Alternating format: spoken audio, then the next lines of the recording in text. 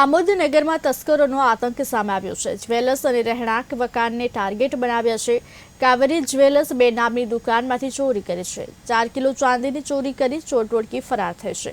અંદાજિત 3 લાખ ઉપરાંત ચાંદીની ચોરી કરી તસ્કરો ફરાર થયા છે। બહુચરાજી નગરી પાસેના અન્ય એક મકાનમાં પણ ચોરી કરવામાં આવી છે। આમોદ પોલીસના પેટ્રોલિંગ પર હવે અનેક સવાલો ઊભા થયા છે। સમગ્ર ઘટનાની જાણ આમોદ પોલીસને કરાઈ છે। आज रोज तारीख 17 सवाરના મને ખબર પડી કે મારા ઉપલા માળે કોઈ હતું ના। અમે નીચે સૂતેલા હતા ને રાતના 3ના અરસામાં 9 બેડા 4 ડોલ પિત્તળ ને તાંબાના વાસણો એમ કરીને લોકો માતાની ચોરી કરી ગયા છે અજાણ્યા શખ્સો। એ હું આ પત્રકાર સમક્ષ રજૂ કરું છું। પગાર ને મારા ભાઈનું 12મું હતું તેની માટે થોડા પૈસા હતા 10-15 હજાર રૂપિયા જેવું તે તિજોરીમાંથી ખુલ્લી મૂકીને લઈ ગયા છે।